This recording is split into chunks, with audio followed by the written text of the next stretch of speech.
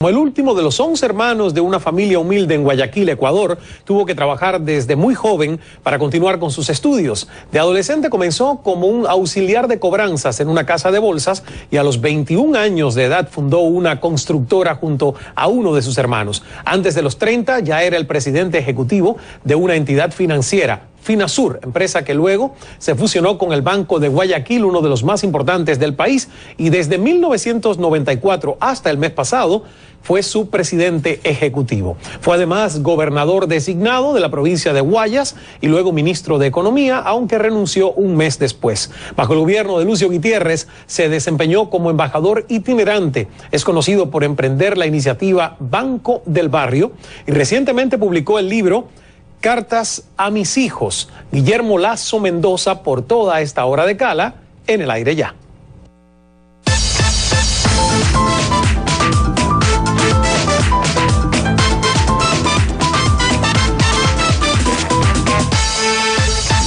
Saludos desde Miami, soy Ismael Cala, bienvenidos como siempre. La invitación a que no se quede nuestra conversación en esta pantalla de televisión, sino que trascienda a través de las redes sociales, @CalaCNN, en Twitter y también con esa misma clave en Facebook. Algunos de ustedes, tan pronto anuncié la grabación de esta entrevista, ya comenzaron a enviar preguntas y muchas de ellas las incluiré en nuestra conversación. Pero antes del diálogo, la reflexión. Uno de los mayores deseos de los padres es poder educar a sus hijos, verlos crecer y dejarles un legado.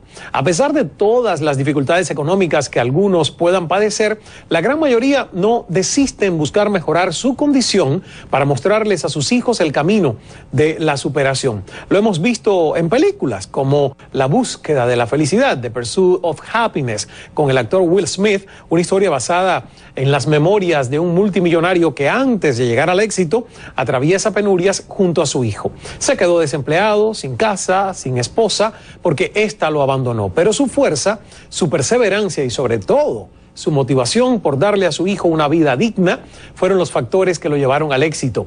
Hoy nuestro invitado tiene una historia similar, menos dramática, pero con el mismo objetivo: brindarle a sus hijos una enseñanza de vida que ha grabado en un libro, Cartas a mis hijos. Y la pregunta para usted que me está mirando es: ¿qué legado le estás dejando tú a las generaciones futuras? ¿Sabe mejor el éxito cuando se consigue a través del sufrimiento y la lucha constante? Comencemos entonces con nuestro invitado Guillermo Lasso, a quien conozco ya hace más de un año. Bienvenido, señor Lasso, al programa. Muchas gracias, Ismael. Un placer estar aquí. Hizo una visita relámpago ya hace más de un año a nuestros estudios. Hace más de un año, así es, estuvimos. Y en ese momento usted me hablaba de Banco del Barrio. Así es. Esta iniciativa, y me decía, es un modelo que hemos logrado en Ecuador y que yo quisiera poder compartirle al mundo. Así es. Y yo creo que hoy tenemos la oportunidad. Pero antes de hablar de Banco del Barrio, antes de que usted conteste si va o no a ser un posible candidato para las elecciones de Ecuador del próximo año, que mucha gente está preguntando en las redes sociales, quiero que comencemos con esta reflexión, el tema del legado de los padres a sus hijos, a propósito de este hermoso libro de vivencias, aprendizajes y experiencias que usted presentó en septiembre del año pasado en Ecuador.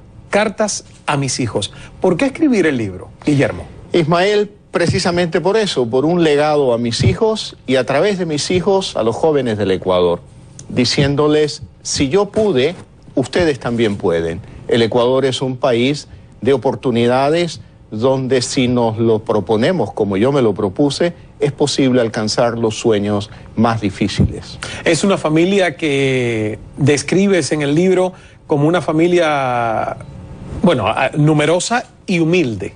Así es. Mi familia es la de mi padre y mi madre, una familia de clase media. Mi padre era un empleado público y con su sueldo fijo sostuvo a su familia de 13 miembros, él, mi madre, mis 10 hermanos y yo. La relación con tu padre es bastante especial porque cuando naces ya él tenía 55 años. Correcto. O sea que Guillermo es el menor. Yo soy el menor de los 11 hermanos. De los 11 hermanos. Y lo describo como una relación casi de abuelo con nieto. Claro. Por la diferencia de edad, pero muy entrañable, muy cercana, muy de la época del siglo pasado, década de los 60, 70, pues con un padre que con su actividad educaba, ¿no? Con su ejemplo.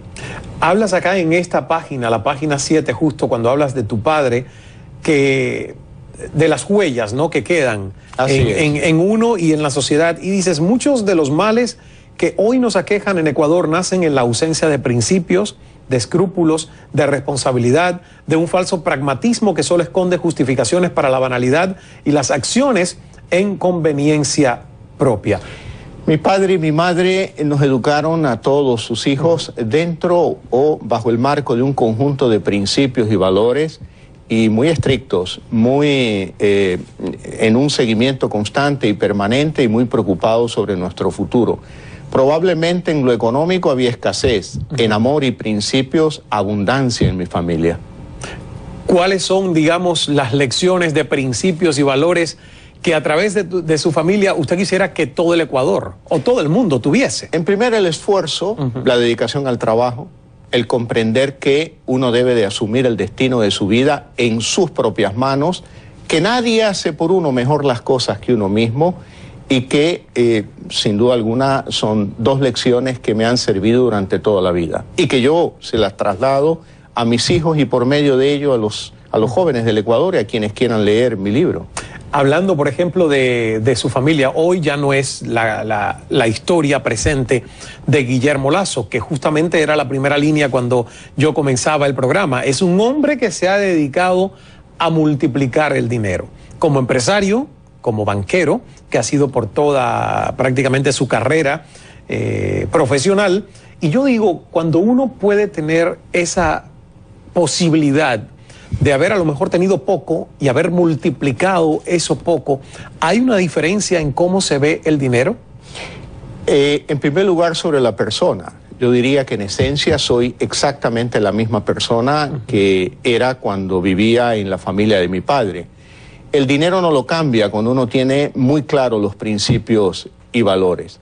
Y obviamente que uno aprende a valorar el esfuerzo que le permitió a uno construir un patrimonio que hoy uno lo comparte con mi esposa, en mi caso, y con mis hijos. Claro.